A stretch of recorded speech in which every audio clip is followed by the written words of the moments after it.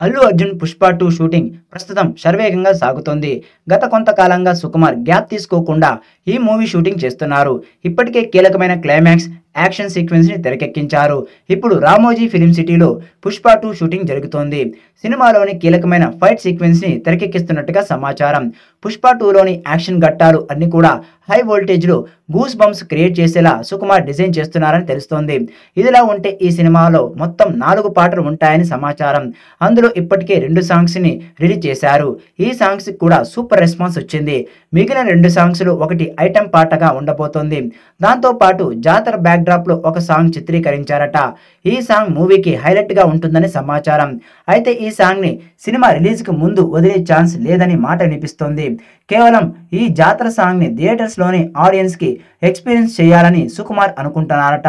అందుకే ఈ సాంగ్‌ని ముందస్తుగా రిలీజ్ చేసే ప్రయత్నం చేయడం లేదని టాక్ వినిపిస్తోంది.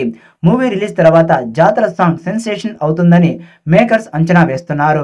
అలాగే జాతర బ్యాక్‌డ్రాప్‌లోని యాక్షన్ ఘట్టాలు కూడా అద్భుతంగా వచ్చినట్టుగా తెలుస్తోంది. మాక్సిమం 'పుష్ప 2' షూటింగ్ అక్టోబర్ నెల ఆఖరికి కంప్లీట్ చేయవచ్చని ఇండస్ట్రీ వర్గాలు అనుకుంటున్నాయి. తర్వాత మూవీ ప్రమోషన్స్‌పై మేకర్స్ ఫోకస్ పెట్టనున్నారు. వీలైనంత స్ట్రాంగ్‌గా ఈ సినిమాని మార్కెట్‌లోకి తీసుకువెళ్లాలని అనుకుంటున్నారట.